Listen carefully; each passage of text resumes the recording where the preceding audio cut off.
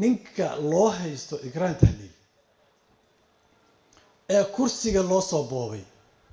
ee guddi beenaha la yiraahdo xalinta khilaafaadka ay dhahaan kursigan ansax waaye ayagoo qabiilkii iyo nabadoonnadii kursiga iska lahay ay taagan yihiin oo laga aamusan yahay oo la leeyahay doorashaa socota dalkana xukuumad iyo ra'iisul wasaare iyo dowlad goboleedyo ay rabaan inay doorasho nooga qabtaan bal waxa ay sameynayaan fiiri war dadka Soomaaliyeed dowladnimada farmaajo nacsiiyay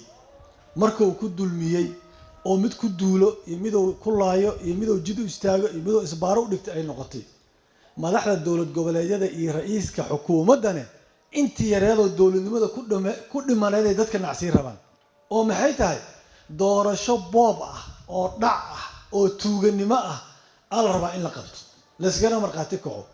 wallahi Soomaali saas ku wada joogeen haba ka yaabinba taariikhdana ma dhici karta waa mustaxiil ba waana sababta Afghanistan lagu kala tagay waana sababta Ethiopia dariskeena lagu kala tagay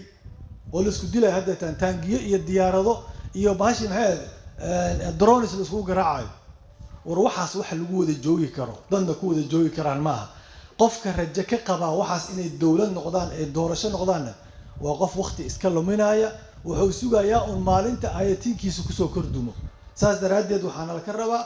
inaan ilaashano dawladnimadeena saan ku ilaashan karnaa waxaan ku ilaashan karnaa inaan foojignaano soo taagnaano wiilashaas waxaan xusaynaa dad badan la yaaban shan way tiradoodu waa yartahay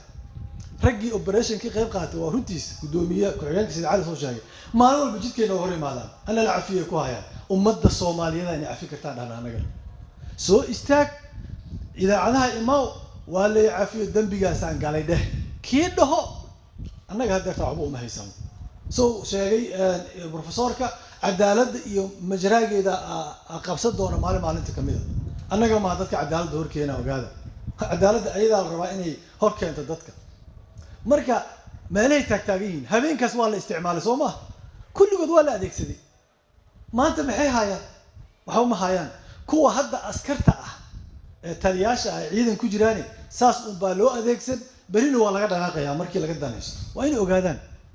marka intii adiga laga danaysa lahaa oo lagu danaysa lahaa oo nin kale u shaqeeyay oo nin kale u adeegay oo lagu dhihi lahaa hadda hal midaa la baxiyo waxa la yiri adiga waa lagu shaqeystay xasaanada lagu sameeyay xildhibaan laga dhigaa maxaa yaasiin looga dhigaa xildhibaan hadduu si dambi gelin mooska taliyana wasuud way moo iska joogo taliyana wasuud ku simaa way moo iska joogo waxa xasaanada lagu sameeynaya leen dhana soo socdo kuwii niisa joogo gabadha qalo dhana rabaan inay xasaanad qaataan ma laga haraay ma kaliya wiilashan kuwii igraan qalayna xasaanada haday qaataan hatta looga hari maayo waxa u tirimaysa xasaanada waxa waqti isaga lumini dadka Soomaaliyeed waxaan ku raacsanahay professor Imam war dadka deegaanka waa inay helaan haday dhaqan tahay ama haday siyaasi tahay ama haday ganacsi tahay dad soo jeedo dadkooda ilaalinaya waa inay helaan maaha inay sidii maatidii iyo dad aan waxba ahayn bay u dhaqmaan sax ma aadi aada ka mahadcelinayna xafladan nagala soo qayb gasheen intiina badan aan la xustaan sanad walba oo aan la xasuusataan shuhadadan oo aan dalkeena iyo dawladnimadeena ilaashano oo aan ku mitidno oo aan annaga hadda marqaati ah inteena nool haddii ganacsi haddii siyaasi haddii sheekh haddii dhaqan yahay taariikhda inta maanta noolaa wax laga weydiin doonaa